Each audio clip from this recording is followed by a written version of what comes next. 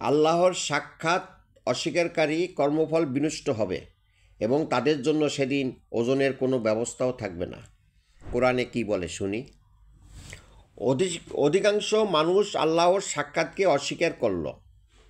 সূরা রুমের আয়াত ৮। তাদেরকে সতর্ক করে আল্লাহ বললেন, যারা এই সাক্ষাৎকে মিথ্যা বলেছে তারা ক্ষতিগ্রস্ত হবে। সূরা আনামের ৩১ নম্বর আয়াত। যারা আল্লাহর সাক্ষাৎকে মিথ্যা সাব্যস্ত করেছে তারা ক্ষতিগ্রস্ত হবে। সূরা ইউনূসের ৪৫ নম্বর আয়াত। যারা আল্লাহর সাক্ষাৎকে অস্বীকার করে তাদের কর্মফল বিনষ্ট হবে। কিয়ামতের দিন তাদের জন্য ওজনের কোনো ব্যবস্থা থাকিবে না।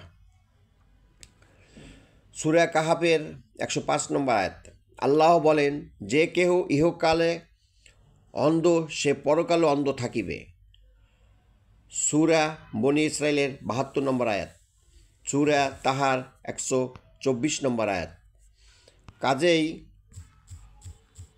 ইহকালে সম্যক গুরুর সঙ্গ ধারণ করে আল্লাহর সাক্ষাৎ লাভ করা মানব মুক্তির একমাত্র পথ।